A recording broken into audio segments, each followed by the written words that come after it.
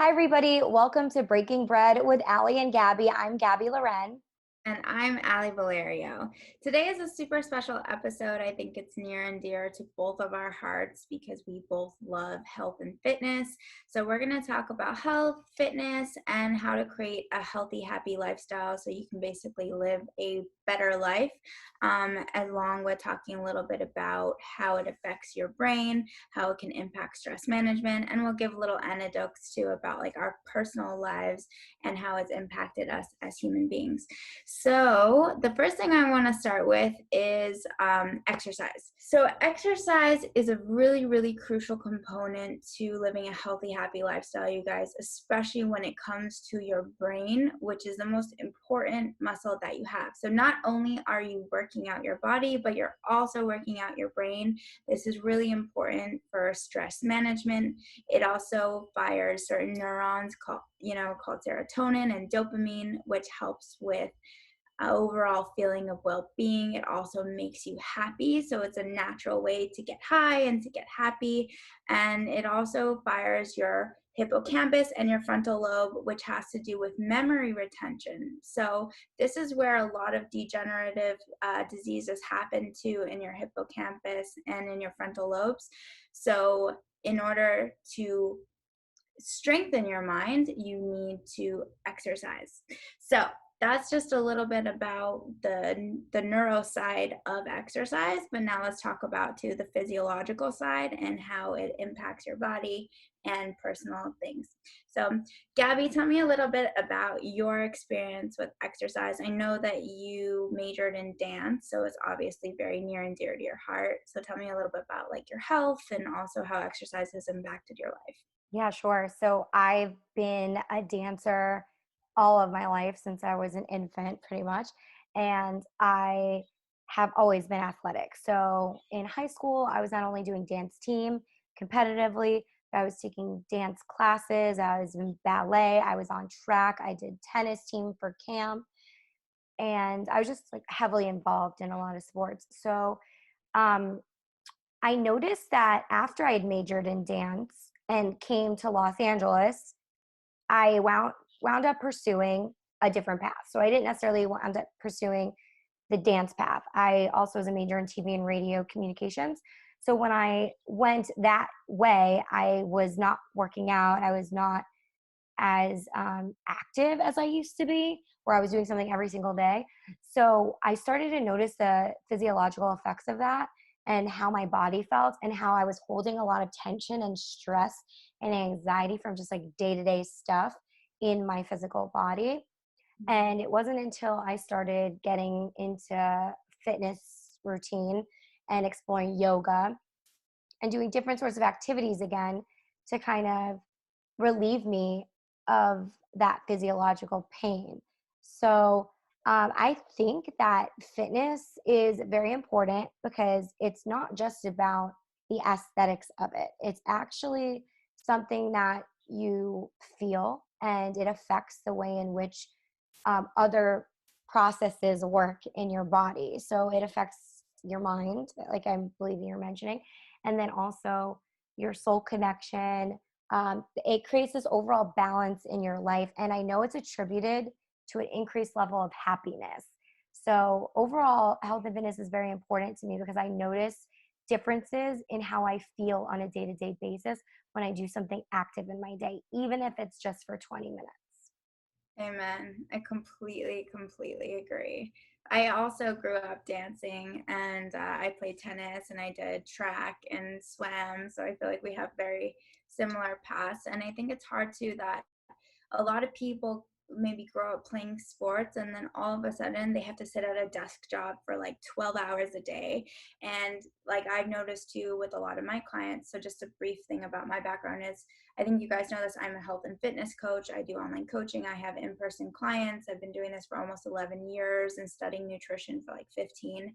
um, the people that I work with are busy bosses who need to become more balanced badasses. So what I found is that I have these people who are kicking butt at their jobs and just crushing it, but they're so caught up in working and sitting and just being on their computers all day that they start to become like kyphotic. Their energy starts to dip. They feel like they never have energy. They're always stressed. It affects their relationships with their partners and the people in their lives. And it's something as simple as like, are you moving? Because just like what you said, Gabby, like, yeah, even if you just move for 20 minutes a day, there are neurological effects to that. Again, it helps increase serotonin in your brain and dopamine, which are those really good, feel good neurotransmitters that make you happy. Same thing like drugs do to your body, right? You're like, that's like the rat study with like the cocaine, right? They just keep hitting it because it increases dopamine in your brain. So, and it's been shown too that these effects can last up to 2 hours after you work out, that you have this good feeling. Or if you go for a run, I know you and I both, will run sometimes, you get that like runner's high. So it's real, you guys. And after sitting at your desk all day, you really need to start with movement, because so many people are getting cardiovascular diseases like diabetes and high blood pressure and heart disease. And this can all be solved through moving your body, changing your diet, and really recognizing your patterns of what you need to change. And I know for you too, Gabby, like you've had like some health stuff too. um I don't know if you want to talk about that a little bit, but I For mean, sure. yeah, let's delve into that too, and like how fitness has impacted your health and nutrition. hmm So there's a few things I want to get into, but I'll start from the beginning.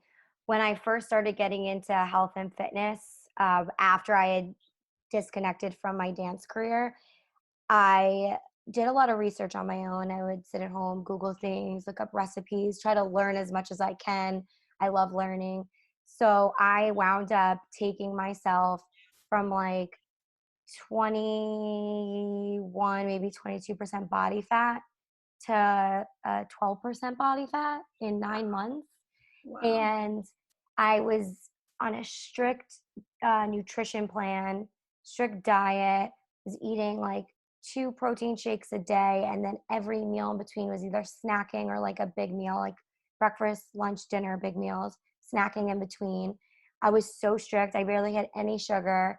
Every carb I ate was a small amount, but like complex, which is low glycemic, meaning you're not getting insulin spikes and getting a sugar rush and then a crash.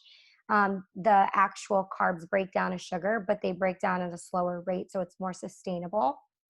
And I just learned all this for myself. So I was in a really great place. I felt the energy difference.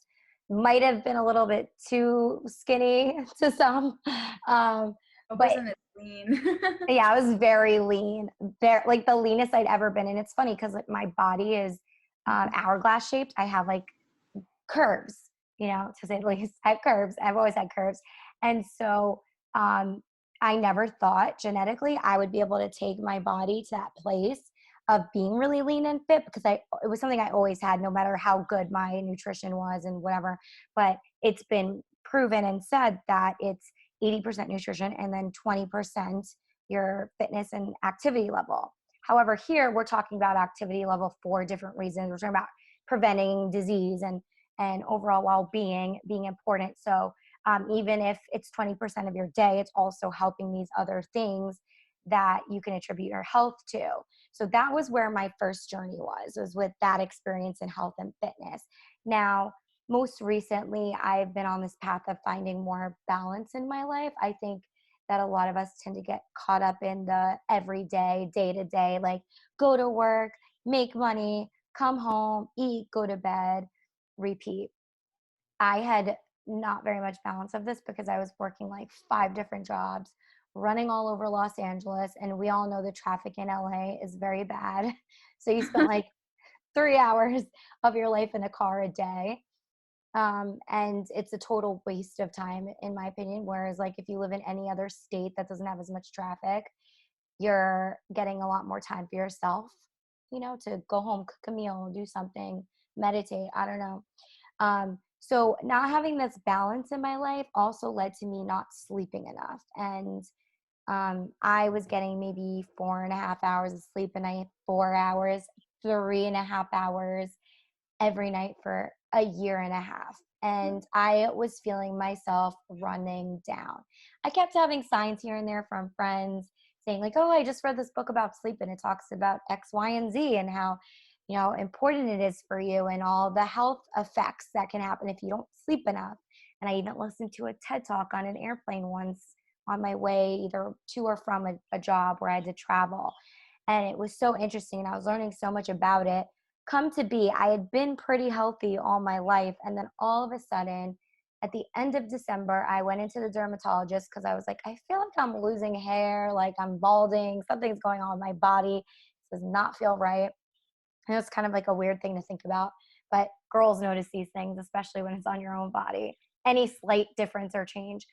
So I went in December and got a blood test because they said it could either be genetics or it could be that you have a thyroid issue. And came back that I had a thyroid issue. So then I got retested just to be sure that this was the case. Had a thyroid issue. I was diagnosed with originally it said I had hyperthyroid on my blood work, and immediately my thoughts were going to the fact that, wow, I'm just not treating my body well. And I honestly believe that I created this situation, that my lifestyle directly impacted my health. And although it's been proven to lack of sleep is proven to affect your body in different ways. I haven't really heard too much about thyroid, but I do know that the hormones released in your body, whether it's overnight when you're sleeping or during the day during certain processes, um, the, I mean, it's important for you to have that time to rehabilitate and recharge when you're sleeping. And if I'm not doing that every night and I'm not sleeping, well, then my body's going to be put in a place where it's not actually releasing the right amount of hormones. And that directly plays into thyroid function too, because your thyroid releases hormones and everything's interconnected. And I watched this really amazing documentary called Heal on Netflix. And that also showed me that autoimmune disorders, which are commonly associated with thyroid disorders and diseases, um, are not really explained fully. Like they're not really even sure how people are contracting autoimmune and where it really stems from. There's not enough, I think, research yet. So then my hyperthyroid went into hypothyroid. And then my doctor looked at it as more of like a subacute thyroiditis, like maybe my body could heal itself and it's not autoimmune. And so I've just been trying to do healthier like things for myself, whether it's diet, eating, drinking celery juice, or sleeping more, which I'm committed to now. At first it started with at least get 6 hours of sleep, but now that we're in a pandemic, I'm getting 6 to 8 to 9 hours of sleep. So I've recharged, and it's now May 2020, and I was first diagnosed in December, and I just got my blood work back last week, and I no longer have a thyroid disorder. Baruch Hashem. That's Yeah. amazing. Wow. Isn't that That's crazy? incredible. You healed yourself. Yeah, at Oh least my for now. God, Gabby, this is so amazing. And this is like the proof is in the pudding because you were like, my lifestyle is not in conjunction with what it needs to be so I can be my optimal healthy self. And like a Yep. big part of that was with sleeping. So yeah, you regenerate brain cells while you sleep. It helps with blood flow, memory, longevity. Like sleep is recovery time. So if your body isn't sleeping, your hormones are going to be completely off, and your hormones regulate everything. They Yeah. regulate your appetite, they regulate the way that your body digests nutrition, they regulate how quickly your metabolism goes. So that is so freaking cool to hear that. And Can we actually talk about that for a sec? yeah, How hormones do regulate so many things in the body. So for me, of course, thyroid plays into your metabolism because based on how much hormone you're producing from the thyroid or how little hormone you're producing, it affects if your metabolism is going to be fast or not functioning at all. right. And so that was one issue. That's why people gain weight or lose weight when you have that problem. And But hypo is low, so you gain mhm, weight, and hyper is high, so you were like losing weight. yeah, Both. exactly. And when your body's so out of whack, it doesn't know what to do. I can only imagine. But I was definitely gaining weight through this experience. And on top of that, I hadn't slept in a year and a half and had a dream in that long, in that period of time until the pandemic started. Because it's like what the REM cycle that you're in which you're able to eventually start dreaming after. So I literally had not had dreams for over a year until coronavirus. Same, honestly. Really? Yeah, no, I was thinking about that this morning actually. I was like, I've been having dreams every night. Like this is so cool. We actually always have dreams. It's just a matter of if we remember them. But yeah, when you're dropping into REM, that's when you actually like have deep dreams and like you're in that deep sleep cycle, which is Mhm. usually after like 7 or 8 hours. So Yeah. that's crazy. I was thinking about that this morning. You actually also mentioned memory, and at first I noticed I had a lot of symptoms of a thyroid issue before I went in and got tested. I just kind of blew it off. So always listen to your body. Don't wait till the last minute. But there was definitely months before I was diagnosed that I was experiencing things, and I was having major memory issues. And I don't know. I think it's a combination. I think the sleep played into it, and I think also when you have thyroid problems, one of the symptoms and side effects is you have like fatigue and also like foggy brain. Like you can't connect things as well. My thoughts, I felt like when I would do this and podcast and talk at like late at night, sometimes I had podcasting at like 9 p.m. that goes till after 10 at night, and I already had a long day of work, and then I had to be up at 4:30 the next day in the morning. I would literally not be able to connect my thoughts. I would zone out when people were talking. When I would come back into the conversation, I wouldn't even be able to get out the words in which I was trying to get out to express the way I feel. Sometimes I still feel that way because I was just, like I said, recently told that my blood work was in the right levels, Thank but God. the symptoms of it might stick with me for a little bit until my body fully gets back to normal and recovers itself. So there's definitely times where I'm still talking and I'm like, wait, what was I saying? Or what were we talking about? Or how do I express what I'm trying to say? Because whatever I just said, I don't even know what came out of my mouth there. Like, it's crazy how much those hormones affect what's going on in your brain and every part of your body. So I just want to put out there that this is a very serious thing. And people don't realize how your body is affected from just one thing in there going wrong and awry. Your hormones are everything. Like they affect every single thing in your body, like especially metabolism, especially the way that your brain is functioning, the way that your neurons are firing. Like your hormones can be your best friend or your biggest enemy. Mm-hmm. So yeah, if you guys are having any kind of brain fog or you're gaining weight all of a sudden or you're feeling just like what Gabby said, if intuitively you feel like something is wrong, you probably need to go to the doctor and like get your hormones checked. And then another thing too is your gut bacteria, which is super, super huge, you guys. Like a lot of microorganisms live in our guts, okay? And a lot of people have a lot of bad organisms that are eating the healthy gut bacteria in our gut, which causes inflammation in our body. It causes us to crave sugar. We can have brain fog. So there's so many different levels of what could be going on with your body. So I really want to implore everyone is if you feel like something might be off with your body, get curious. Talk to a professional, go to a doctor, speak to a nutritionist, go to a personal trainer. Like it's all connected. And I mean, Gabby, you're obviously proof that when you starting to with sleep is like one of the most important things you can do because it also raises your cortisol levels. This is an interesting thing too, is that I had a client who was getting married. She is a lawyer, also only getting about 4 or 5 hours of sleep every night. We were working out 3 times a week. I had her on a strict nutrition plan. She was following everything and she still wasn't losing weight. And she's like, what's going on? I'm doing everything right. And I was like, you're not sleeping enough. Like, it's what it is. Your body will hold on to fat because it's the cortisol levels are so high, and cortisol also affects your memory. So when your cortisol levels are high, your memory just it just affects your short-term memory. So basically, I was like, I need you to start getting at least like 6 hours of sleep. So we started with six and then we moved on to seven. Mhm. Once she started getting 7 hours of sleep, she started losing weight like that. That's It's so interesting. They say sleep and water, right? Water is extremely important in also fostering healthy weight loss as well if you're trying to do that. 1,000%.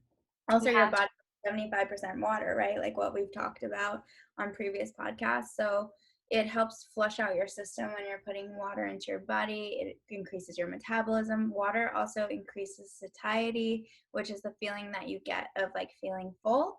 So I really highly encourage everyone drink water throughout the day and before and after meals so that you can like feel fuller and also like digest your nutrition more efficiently. And also, I want to just bring up some effects that can happen if you are having long-term sleep deprivation, what that can do to you. So aside from the things that we talked about, I mean, I'll probably bring that in as well, but these are some things to think about so that you don't put yourself in this position. So mood changes is one of them, weakened immunity. So it actually will affect your immune system not sleeping. Risk for diabetes, low sex drive, risk of heart disease, also weight gain, high blood pressure, being drowsy during the day could cause an increase in accidents, um, trouble thinking or concentrating, and also memory issues, like we mentioned, and poor balance as well. It can actually affect your coordination, and that means that you're more prone to physical accidents, and especially if you're elderly, that could be a problem. Or if you're, middle aged, even, and an accident happens, like you're more susceptible to getting injured. Yeah, 1,000%. Sleep is very, very important. You guys make sure you're monitoring your sleep. You can use like a sleep app. But I agree with you too, Gabby. Like I have never gotten this much sleep until now during quarantine, and it's helping me realize one, you're also not as hungry if you sleep more. A lot of people tend to like give in to sugar cravings or like craving high carb stuff because they need energy. Hi, Gabby. Bring him in here. My dog's here. Cute. I love him. I should bring my babies in too. So yeah, make sure you're monitoring your sleep. And then I also want to talk about nutrition a little bit because we started to talk about that, like what you said in the beginning, that when you lost 10% body fat, which is a lot of body fat, you are being very strict about your nutrition. So let's definitely talk a little bit about nutrition. And also, how have you changed your nutrition during this process of like being diagnosed with hypothyroidism to now? I'd like to tell you that I changed my nutrition, but I really didn't because I'm not home. I'm with family. However, when I do get home, I will be looking into like doing better, and I was told by an acupuncturist to not eat inflammatory food. So it's obviously dairy, so cheese, things like that, which I am eating. Bread too, anything with gluten, stay away from, because your body's already like, I don't want to say swollen, but I guess kind of, right? Like there's things going on inside of your body that are causing inflammation, so you don't want to make it worse. Your body's Um, not naturally inflamed. We put things in our bodies that increase inflammation. But I'll talk about yeah. that. But if you're not sleeping, correct me if I'm wrong, like would Yeah, you be causing inflammation naturally? yeah, Yeah. 100%. So, Anything that causes a disruption in your body increases inflammation. And when you have inflammation in your body, it leads to dis-ease, which is disease, right? So literally inflammation is like one of the number one things that causes disease. And there's a lot of factors. Yeah. wow. I will say I am taking supplements though. So I started talking about gut health because that's super important. Like you mentioned, it's considered the second brain in the body. I do have gummies from Ollie that are like for digestion and gut health. So I am taking that every now and then, and I have my main stash at home, but I brought some with me here too. You're so cute. Yeah. Oh, and I bought cognitive pills as well because when I was dealing with the thyroid stuff and I had memory issues, I was like, oh my God, I need to focus. Like, what can I do to help? And I even bought like actual natural supplements that help with cognition. It's crazy.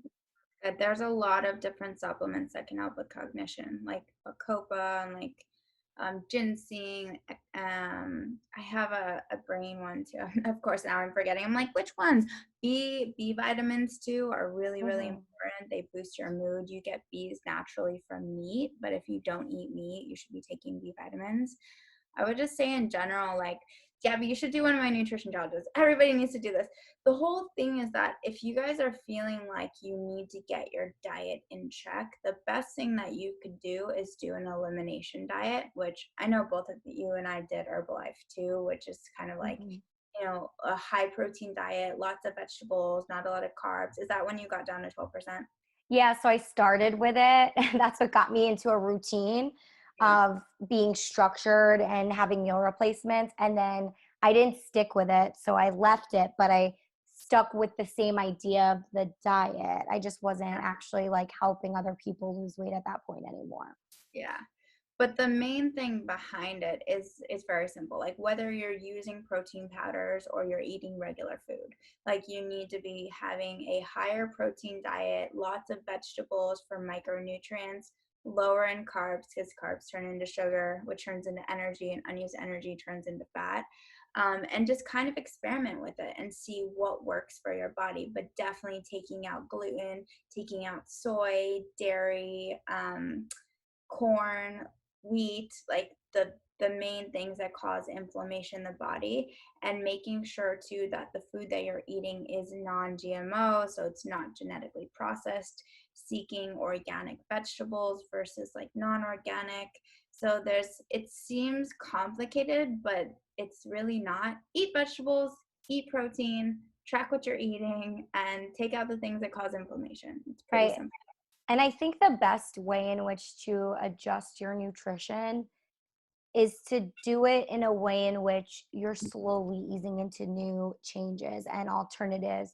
Because if you try to switch up everything overnight, like you listen to this podcast and then the next day you clear out your fridge and go food shopping and buy all new stuff, that's not going to work because it's it's too much too soon. You're not used to that and you're going to feel restricted. And essentially being on a good healthy nutrition plan isn't supposed to feel restrictive to that level.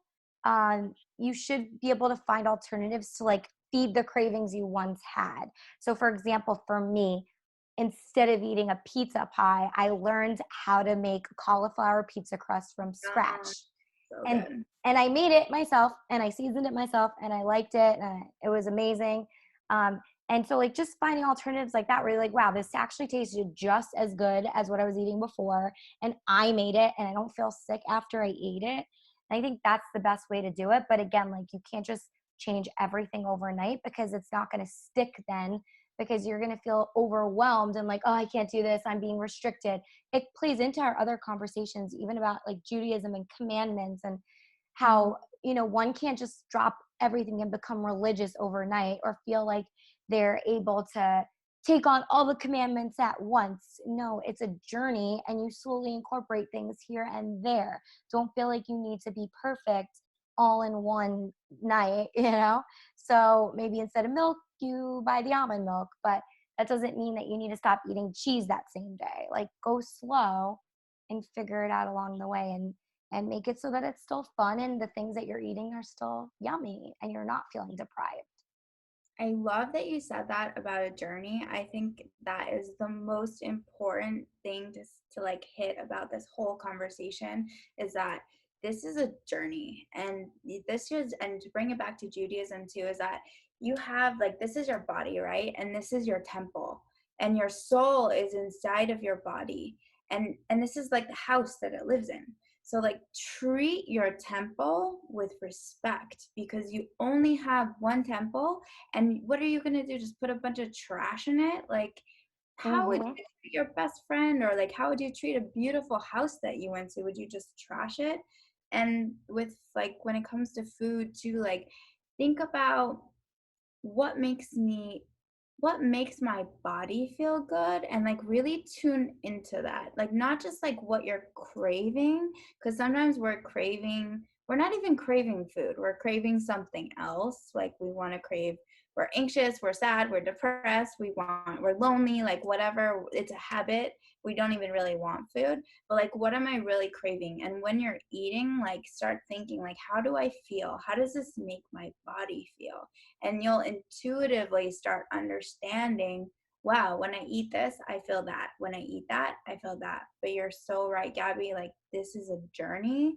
And I highly recommend anyone who has no idea what they're doing because they're so out of touch with their bodies, like, you need to get a coach and like find someone who can help lead you and teach you these like basic things that work for your body, because everyone's body is different. Like, don't just Google the next diet or the next fad, because most people gain and lose weight like it's like just yo-yoing back and forth. And I did this for years too, which is what got me into health and fitness. So instead of finding all these trends, find a plan that truly works for you. That's a strategy that you can implement for the rest of your life that makes you feel good, and do the activities that like really help you, that make you feel alive, like dancing or yoga or, so Definitely. And to your point, you mentioned that your soul is inside your body and your body's a temple. Well, I've heard it said many times over and over again, you don't put bad gas into a high performance vehicle if amen. if you want it to perform well, right? So it's the same thing in nutrition and health. You're not going to put bad foods in and expect your body to perform at its highest level, especially when it comes to immunity. If you're trying to steer clear of viruses and diseases and sicknesses, well, you need to make sure that the things that you're putting in your body and that you're eating and feeding it are not going to contribute to those ailments down the line. 100%. And we all have the ability to take responsibility for ourselves and to really recognize that. So if you guys are not feeling good and you know that there's something wrong, like, you need to stop and think about that, and then immediately start doing research and like start finding information like what you did, Gabby, when you were like, I need to solve this. Like, how do I solve this? You have one body, you guys. You have to like treat it with love and treat it with respect. Right. And to add in some Torah here, it's an actual foundational mitzvah, a commandment to treat your body well and be healthy. It's true. So that is part of Torah. There's a tradition called Shimarat Haguf. I don't know if I'm saying that right, but if I'm not, someone let me know. But it literally has to do with guarding the body. So in the book of Deuteronomy, there's a verse that says, guard yourself and guard your soul very carefully. And biblical commentators have understood that passage to be the religious imperative for taking care of the body and soul, in which we've been discussing. And the philosopher Philo of Alexandria put it, the body is the soul's house. Therefore, shouldn't we all take care of our house so that it doesn't fall into ruin? That was in quotes. So this is Torah, you guys. This is Torah, Bible. guys. Don't trust us. Trust the Torah. Yeah, it's written down. It's proof. Proof is in the pudding. Yeah, it's true. And also, just overall, like, don't you just feel better? Like, when you take care of your body, you show up in the world in such a different way. Like, when you see someone who's healthy, who's fit, who takes care of themselves, like, I've had clients not only lose weight, like one of my best clients lost 70 pounds, and he's a lawyer, right? And a DA. Wow. And his doctor said, if you don't exercise, you're going to have a heart attack and you're going to die. It doesn't matter how successful you are. You're not immune to not dying because you're not taking care of your body. He went on to lose 70 pounds, continues to live his healthy, happy lifestyle, improved his relationships with all the people around him, started showing up to work with more energy. Like, everything, and we've talked about this before, everything is energy. So put the best energy into your life, from the food that you eat to the exercises you do to the people that you surround yourself with, and you're just going to show up in the world in a whole different place, so you can live your purpose with passion and with energy. Because if you don't show up with energy, people aren't going to listen to you, and they're not going to respect you as much as you would if you showed up looking a certain way. That's very true. And from my own personal experience, I will tell you, yeah, like the energy levels you notice in your body, the things you feel like doing. getting out of the house.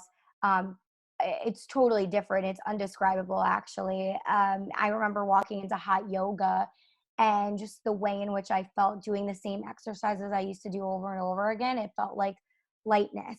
Like I Mm. didn't have this weight on my back of like feeling like, oh, I got to do this again, or this is hard on the body. Like I didn't feel those things. There was like such a lightness to Amen. I love that.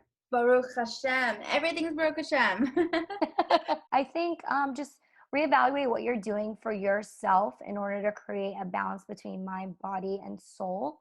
And are the things that you're doing in your daily life supporting each parts of your well-being? So look at your life and make sure that you're living your best life so that you can prevent having a serious situation down the road that could have been avoided. Amen. Yeah, I 100% agree. And everything is figure outable. I mean, I think Socrates said it like, let food be thy medicine and medicine be thy food. You can literally heal yourself just by changing what you're eating and how you're exercising. So there's so many people. I mean, before corona, that obesity was killing more people in America than than coronavirus, sorry. It's So still a disease, though. yeah, well, corona is a virus. Obesity is 100% a cardiovascular disease, but a lot of it is preventable. So if you can really look inward and recognize what's going on, like how do I feel, like do I feel good, what's my optimal like health that I want to attain, and like just like how you would visualize your ideal dream job or your ideal life, like what's your ideal body and how do you show up in the world, and once you have that vision you can start working backwards from there and start creating it. If anyone needs help, I mean, I'm here, just contact me. Health, fitness, nutrition, mindset, everything. If you guys enjoyed this episode, let us know. And yeah, it's been fun. Yeah, totally. If you guys need help with any of this, you could always reach out to Alie to help get you kick-started and also to have a support system in order to help you with questions or if you need that extra kick in the butt to get going. But um, ultimately, I think it's really good to take a look at your life, the life you're living, and don't feel overwhelmed by making changes because all these changes should be subtle. They don't need to be abrupt. And in that sense, you make a priority list and start prioritizing and start checking those things off um, in your own time. Amen. Yeah. Awesome. So this was really fun. Yeah, this is really fun. It's so important, you guys. Let's go elevate our energy. Have an amazing day. I'm excited that it's May. Maybe it will be a new month for everyone and people will come out better now that we've been quarantined. Totally. And if you are living in a place where the sun is out right now, take some time, maybe right after you listen to this podcast or during this podcast, to actually get outside and walk around for 15 minutes. Give yourself that time to breathe and get that energy boost that we're talking about, right? Absolutely. Well, you know, vitamin D also boosts your immunity, so good call. Make sure you guys are using sunscreen though, because you do want to not get too much ultraviolet rays. But yeah, vitamin D boosts your immunity. So get outside, go exercise, and have an amazing day. We love you Yeah. guys. We love you guys. Thank you so much for tuning in to Breaking Bread with Alie and Gabby. We'll see you next time.